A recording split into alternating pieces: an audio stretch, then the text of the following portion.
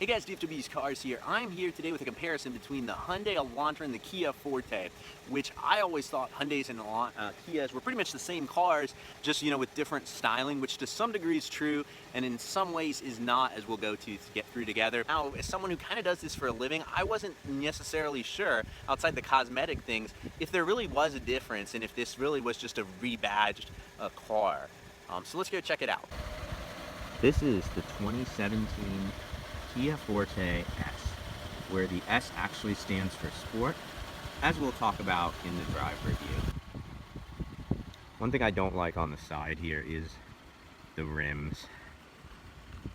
Definitely could have done a little better work, not even on the size, but just on the design of those, but that's a style thing. I do see massive stylistic differences.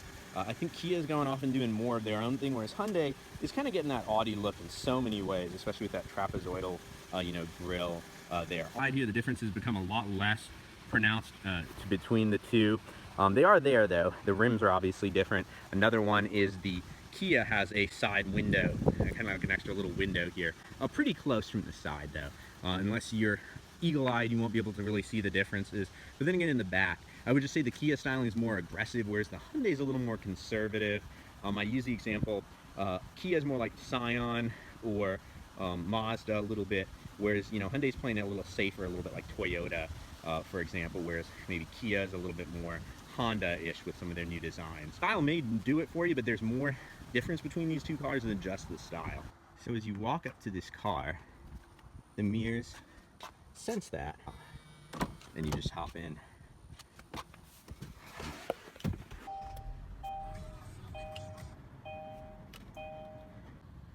The interior of this guy for a $20,000 car, nothing too crazy to complain about. Reminds me a lot of, as we'll talk about in the drive reviews, I think they were going for, Kia was going for like Scion when it existed, maybe a little bit of Mazda. Very, very basic interior, but absolutely nothing to complain about there. Basic, but nothing, too unpleasant. So, given the price point of the car, of course. So let's talk the difference on interiors, because outside just the front and the back, that's where I saw a much bigger difference. The Hyundai interior feels a little bit more luxurious overall, a little bit nicer quality plastics. It is about $1,000, more similarly spec'd. For example, the Kia I just drove is $20,000. This one's $21,000.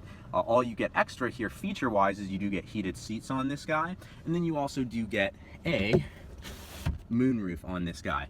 Otherwise, though, the Kia has more safety tech in that package. So that's a little bit interesting there. But yeah, the very little things like this screen is a little bit nicer on the base. Hyundai, the sound system's a little bit nicer. But then there's the driving dynamics, which is not necessarily, and at least I'll explain why, may not be nicer. In back here, very impressive. 2 6-feet people, no problem. I'm slouching, but there's even a bit more room if you have a long torso, and then if you do sit up nicely because you have long legs, look at that, 2 6-feet people, plenty of room. Awesome. Let's go check out how it drives. Yes, guys, I didn't really get a huge difference between Hyundai and Kia. I didn't really, minus the style changes, really even understand the kind of the difference or reason for their dual existence. I'm like, that must be costing a lot of money to maintain 2 dealerships, 2 marketing campaigns. Driving this back to back with the Elantra, I think I get it. Let me start to explain to you why as we go. As you saw, the interior definitely, stylistically different as well. They're trying to make a car that's a little bit different from everything Toyota and to some degree Honda makes, whereas Hyundai basically is a lot like Toyota. Talk about the driving dynamics. This one does have a sport tune suspension, really nice because it handles a lot better than the Elantra, and the ride quality, no worse, noticeable way. So, boom. Great there. Also, I think and this may just be psychological because of the suspension, the steering, especially in sport mode, feels a little better. I think he has done a better job on the steering tuning than Hyundai. Off the line here, we're in sport mode. Gonna do a poor man's launch control. All right, let's do it. Ready? I don't know why I'm counting off. I was drag racing yesterday. The power, there's 2 engines available on this car. I would recommend getting the you know, more powerful one. Just like on the Elantra, I would recommend going with the sport model. The turns, the sport suspension tuning helped a lot. It really helped firm up this car. I didn't bring it to Mazda levels, almost brought it to like Civic, you know, the ones with the more sporty Civics, not like the RSI, but like the more sporty like coupe levels. So good job making a kind of more luxury leaning car, kind of a little looser, tighter with that. Nice turn in, nice aggressiveness. A hard turn. Where it really catches up with you though is this one, unlike their sport model, does not have the independent rear suspension. So much with suspension tuning, you know, tuning shock absorbers, things like that. So Kia's done a commendable job of making this car, you know, something I do enjoy driving, but you can only push it so hard. Good turning circle here, doing a little 360 just to test that out. Now, one thing I will say, ooh, the sun's much better this way. For a $20,000 car, you get in the S trim, you get a remarkable amount of, this one has a safety package. So absent smart cruise control, this car can essentially, a lot of self-driving, it can keep you in your lanes if you're, you know, doing some steering, things like that. Good job. You know, a lot of other companies make you buy the most premium model to get all that stuff. When I bought my Altima, Nissan did that. Mercedes, you know, big company on safety, they still do that to this very day. Engine, it's perfectly adequate. The transmission, it's all right. I like the dual clutch units that Kia is using a little bit better. They just give you a little less lag. This one doesn't have paddle shifters, but when you switch shift manual, just forget it. It is what it is. That's a preference thing though. I doubt the 0 to 60 times are all that different. I doubt this transmission's not gonna do what most people need it to do. Love this red color, and I know this is actually a cost-saving measure, but you can see the sparkling metallic red even inside the car. If you have the right color, that's actually kind of cool. And would I buy this car with my own money? If I was, you know, in the market and had to go new, and had $20,000 to spend, yes, this would be on the short list, you know, along with cars, which I'll link to at the end, like the Mazda 3, which I've reviewed.